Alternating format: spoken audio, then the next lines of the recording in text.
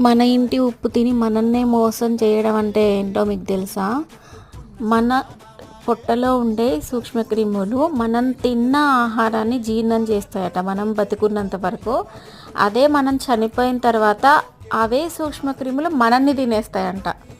ఈ విషయం తెలియగానే నిజంగా నాకు అనిపించిన ఫస్ట్ విషయం ఏంటంటే, మన ఇంటి ఉప్పు తిని మనల్ని మోసం చేయడం. అంటే మన వల్ల తిని బతికిన సూక్ష్మక్రిములే మన ఆత్మ, అంటే మనం చనిపోయిన తర్వాత మనల్ని తినేయడం అనేది నాకు కొంచెం అనిపించింది. అంతేకాదు, మన పొట్టలో ఉండే ఆమ్లము రేజర్ బ్లేడ్ని కూడా కరిగించేంత శక్తి ఉంటుందంట. అంత పవర్ఫుల్ ఆమ్లాలు పొట్టలో ఉండి మన పేగుల్ని ఎందుకు కరిగించట్లేదా అని అనిపించింది నాకైతే. ఎంతైనా మానవ శరీరం ఒక అద్భుతం అనిపిస్తుంది కదా.